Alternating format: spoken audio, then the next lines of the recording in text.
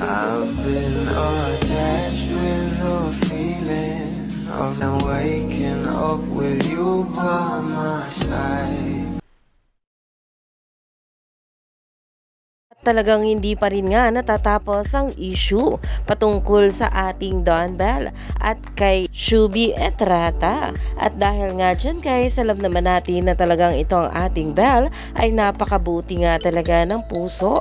Kaya naman patuloy nga rin siyang pinagtatanggol ng maraming publics. Kagaya na lamang ng post ni Mami Bang sa kanya social media account na ayon nga rito, sana okay lang kayo. Dami ng issues, ang linaw-linaw ng message ni Donnie, pero bakit parang hindi nila naiintindihan? Keso ni-like ni ganton, ni-like ni ganoon, keso pinagtanggol ni Donnie yung isa at hindi si Belle, etc. etc.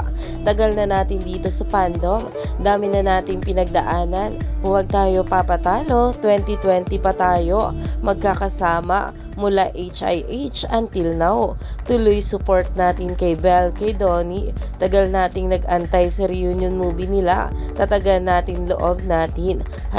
#DonBell Genuine. Dahil alam naman natin na tunay nga talaga ang samahan ng ating Donnie at Belle Mariano. At wala nga talagang makakabuwag dito. At talagang patuloy pa rin nga naniniwala ang maraming bablis sa kakayahan at pagsasama ng couple natin. Kaya naman marami pa nga talaga tayong dapat abangan sa ating couple ngayong araw.